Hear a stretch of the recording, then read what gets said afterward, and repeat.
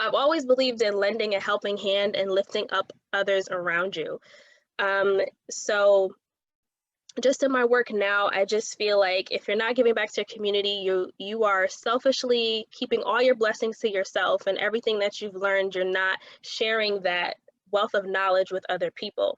So in any role that I'm ever in, I'm always thinking about how am I lifting my community and how am I helping my peers around me? How am I working as a team, even working for Congressman Khanna?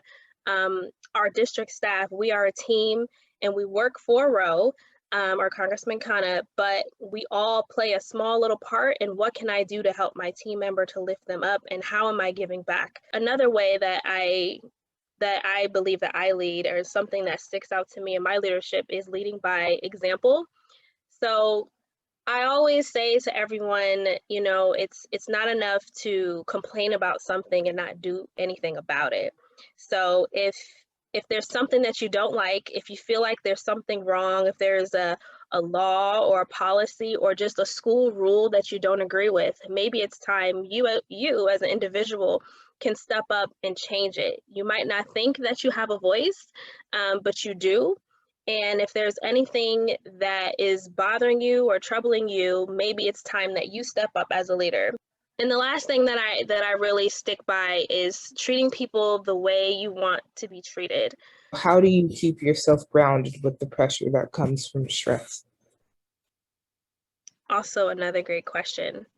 This year in particular has been the most stressful year for all of us. Just going to school in COVID, your whole life being uprooted, and now everything's on the computer.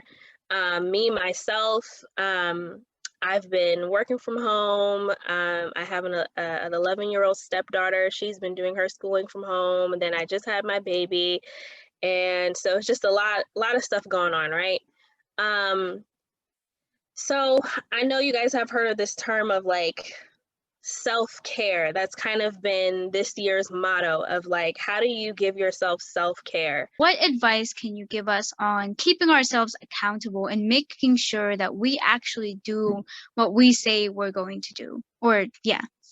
Give yourself small goals within the big goal, and then celebrate the small wins.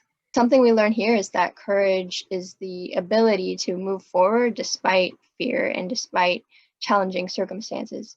So do you have any advice for us on how to combat that kind of fear so we can continue to move forward? Yeah, fear, that fear.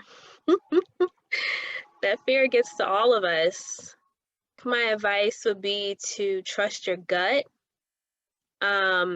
It's okay if you have fear. Most of the time, it's probably good fear, you know, fear to push you to do something outside of your comfort zone. I've been in a lot of positions where I'm like, oh my gosh, I don't know what to do.